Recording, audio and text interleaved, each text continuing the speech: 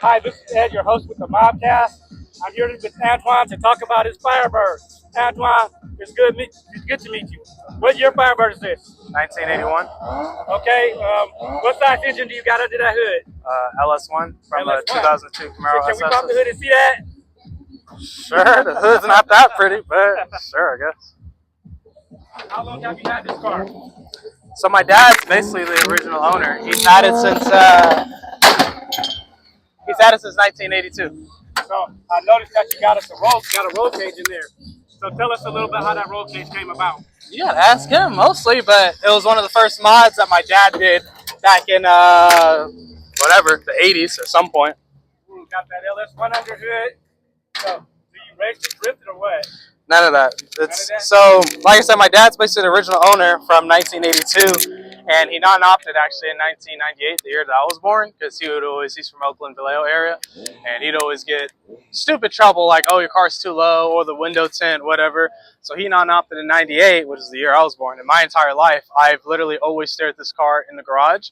It was always garage kept, so my entire life stared at it, wasn't running, wasn't driving, and none of that. And, I played 4 years of college football in Oregon. And when I came home, started working, got some money, biggest surprise I did for my dad ever, I stole this car technically from him and put an LS in it and got it running. And one day surprised him and just did a fat burnout in front of the house and invited everyone over. I scared everyone, having them think that, oh, my girlfriend was pregnant at the time. And they were like, oh, what happens? I just told them to come over, give them no reason. And everyone turned around and see me doing a fat burnout. They're like, no way, is that the Trans Ams? They haven't seen it ran since 1998. So Wow. Just been working on it for the last 3 years now with my dad and a lot of family and loved ones. But that's a special car. Right. So about how much horsepower does this LS1 make? When we dynoed it, only doing a second gear pull, I think it was at 425. That was only a second gear pull. We didn't do a third gear because at the time, the person that we did tuning it, he didn't know if our drive shaft was like balanced properly or something, and he had recently had an accident in his shop, so he didn't do a full third gear pull. So only second gear pull was at 425. I'd have guessed it'd probably be around 450, maybe. Right. But it's just a straight show car. We're not gonna drift it or drag race. We have a drag car, I have a drift car, all that stuff, but This is just show. So tell us about your drag car. What kind of car is that? So my dad and my cousin had built up a 62 Chevy Nova that I've been racing forever. It was a straight 10-2 car at Sacramento Raceway, very consistent. Nice. We sold that and used that money to really get this car going once I did the motor swap and everything. And now there's so this whole powertrain and undercarriage came off of a 02 Camaro SS, and that shells was sitting in front of my driveway right now. So in the coming years, that's going to be the next drag car. But I told my dad we have to build it to go under 10 seconds because I grew up my whole life going 10 seconds. And I'm like, hey, might as well hit the nines. Maybe we'll do a twin turbo LS or a big block with a shot of nitrous. That's what I'm talking about. Yeah. But that's going to be years down the line, though. We'll get there. I get it.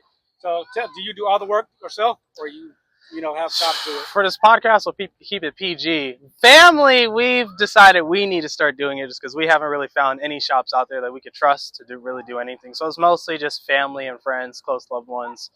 We do a lot of work ourselves now. That's right. I agree with you, man. These shops, man, they be on some BS. Oh, yeah. They're real quick to take money, and they're very slow to actually do the work. Exactly what you asked them to do. So now it's just they do the work and they do shoddy work. Yeah, exactly. So trust me, I could talk here. That's 2 hours worth of jacking, talking in the garage about what all's gone wrong with freaking shops here and there. So now it's just, hey, if we can't do it ourselves, we're probably not going to do it. So that's why we just keep it simple. Family and friends only touch this car at this point. What kind of rear end you got in this car? It's all stock. The rear end is stock. We have a Ford 8.8 at the house, but that's most likely going to go in the Camaro there. Because, again, this isn't going to push any real power. Stock rear end. Powertrain, again, LS1 4L60E tranny. I think it's a stock.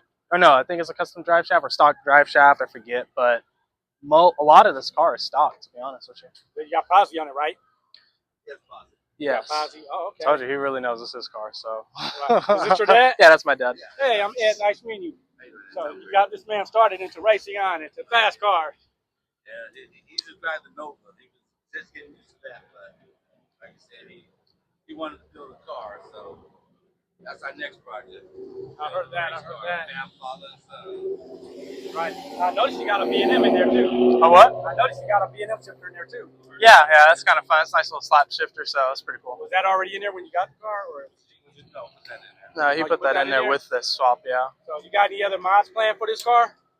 It's really just fixing up all the small things. It's just a lot of small, meticulous things just to get it to clean, show-worthy spec. I want to keep it as stock as possible. I mean, look-wise, just really stock, because I like the original classic look. I remember my dad was asking me, like, for the radio, do you want to get, like, a tablet screen or whatever put in there? I said, heck no, I want that classic feel. I want it to look and feel just like it's from 1981. It's just LS. I mean, people ask, oh, you're trying to get power or whatnot? I'm like, I mean, well, it's reliable. It has some decent power. Super easy, plug and play, and it's an F-body. And not only that, when you keep it all original, the value stays up on these cars. Yeah, that too. Matter of fact, I even got my cousin here who, I guess he's seen it for the first time in a long time. He was like, hey, cuz, you going to sell it to me? I said, heck no. He was like, well, I got a lot of money. I said, you ain't got enough money. I would not sell this car. It's too special. This car wouldn't go nowhere regardless of the value. I don't care if it was worth $100,000 or $2,000. My dad's car, someone's going to keep it. I know this car with that LS, you can drive it from here to LA if you really wanted to. And I did already. Yeah. That's nice. Smokey and a Bandit. Yeah, 100%. Every single semi truck I drive by, it always give me a little toot, just like them from the movie. So yeah, that's a special car. Badass car. Mm-hmm. So that concludes the interview with Antoine about this very nice Trans Am 81, right? Yes, sir. Okay, this is a very nice car, and we appreciate the interview with you, Antoine, and your dad. Of course. Appreciate keep it, man. building these cars, keep progressing and going farther.